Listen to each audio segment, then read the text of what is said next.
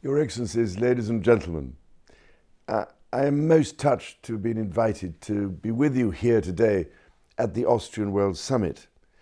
And I am only so sorry I cannot be with you in person. Now, I need hardly say that the coronavirus pandemic has impacted every person on this planet, and the human and economic toll is immeasurable.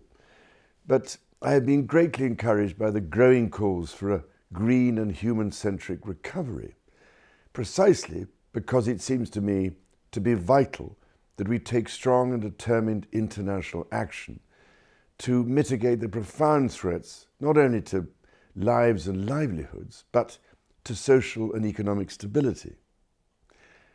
In June, alongside Professor Klaus Schwab of the World Economic Forum, the United Nations Secretary General, the Managing Director of the IMF, and a range of corporate leaders, I launched what is known as the Great Reset, rooted in my Sustainable Markets initiative, with the hope that it might offer a way in which together we can urgently act to introduce the changes that have been long overdue in the battle to rescue the world from catastrophic global warming and climate change.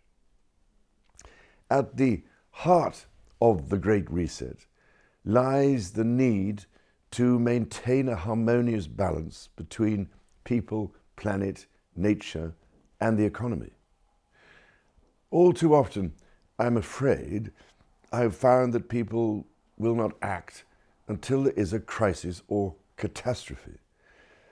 The coronavirus, by contrast, represents a global emergency that has touched everyone's lives right now.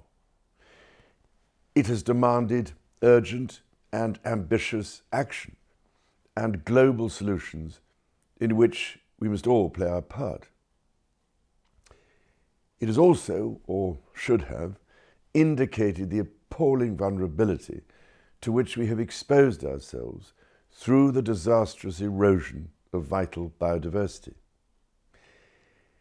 We therefore have an unparalleled opportunity to reimagine our future. We have the chance to create entirely new sustainable industries, products, services, and supply chains based on a circular bioeconomy, and to transition our systems forever. If I may, let me just offer you some specific examples. In aviation, an industry deeply impacted by this crisis, there are opportunities to develop commercially viable, hydrogen-powered and electric aircraft within the decade. In the interim, many in the industry are ready to adopt sustainable aviation fuel made from waste material that can reduce carbon emissions, starting today. In renewable energy, we are witnessing breakthroughs in the cost of solar energy that have the potential to revolutionize almost every industry. We must reimagine a world that is not reliant on fossil fuels and innovate around alternatives. And in carbon capture, use and storage, there are a growing number of initiatives that might just buy us vital time as we make our transition to sustainable markets and a net zero economy. Furthermore, ladies and gentlemen, we have an opportunity to rebuild the global economy, to set recovery on a new trajectory of sustainable employment, of livelihoods and economic growth. Sustainable investments can powerfully drive that recovery, be they in renewable energy, green infrastructure, reforestation or agriculture. They can be enacted quickly, are labour intensive and have strong economic multipliers. We must not be afraid, therefore, to reorientate our long-standing and frequently perverse incentive structures if we are to reap the benefits afforded by a more sustainable world. It really is time to level the playing field and to think about how we properly deploy policies and regulation in a way that catalyses sustainable markets. At a macro level, we must look for drivers and accelerators.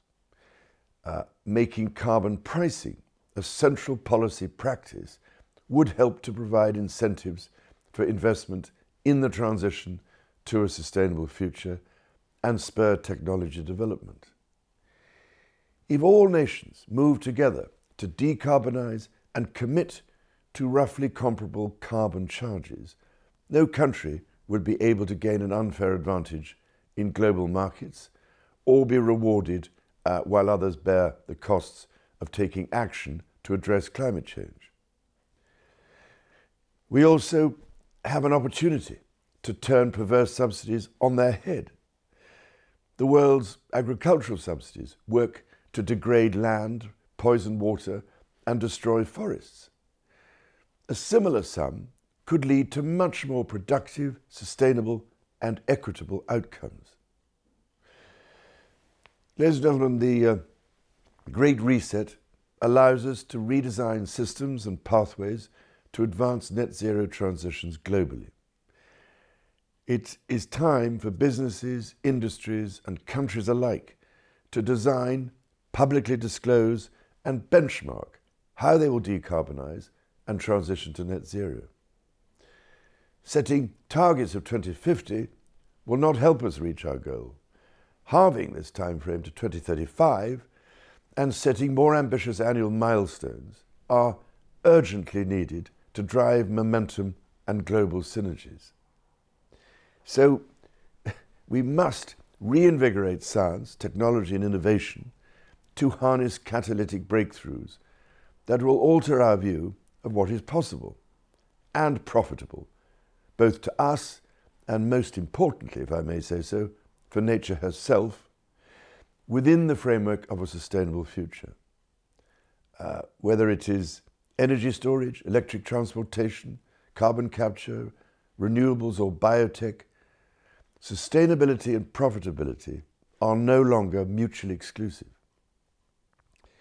One compelling example is in forestry, where we can now transform wood, the most versatile natural material on the planet, into a new generation of wood-based alternatives to plastics, chemicals, textiles, and construction materials.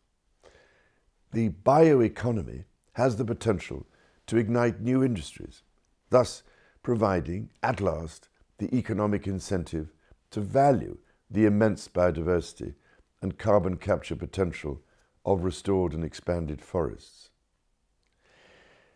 I was recently encouraged to learn of the African Forest Landscape Restoration Initiative, or Africa 100, which is a country-led effort to restore over 100 million hectares of deforested and degraded landscapes across Africa by 2030. This has the potential to enhance food security, increase climate change resilience and mitigation, and combat rural poverty.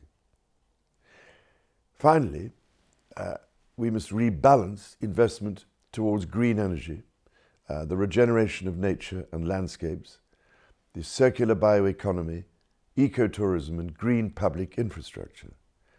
This offers one of the quickest and most inclusive ways to restore activity in the short run as we look to transform our economies for the long run. This requires that we invest in nature-based solutions in sectors like agriculture, forestry, and fisheries. Indeed, for all the resources that we take from the earth. Nature's contribution to the global economy is estimated to be worth more than $125 trillion annually, greater than the entire world's annual GDP. Building conservation and nature-based solutions into our asset base and supply chains, as well as urgently developing an ecosystem services market, can therefore offer significant economic growth opportunities for countries and businesses alike. Ladies and gentlemen, this opportunity is an historic and precious one. As we begin to move from crisis to recovery, we have the chance to determine and shape the world we want, not just for ourselves, but for the generations which follow. However, this opportunity only exists for a very, very short time, and the window is closing rapidly. As I'm sure you will agree, ladies and gentlemen, it is time to get to work for the sake of our grandchildren.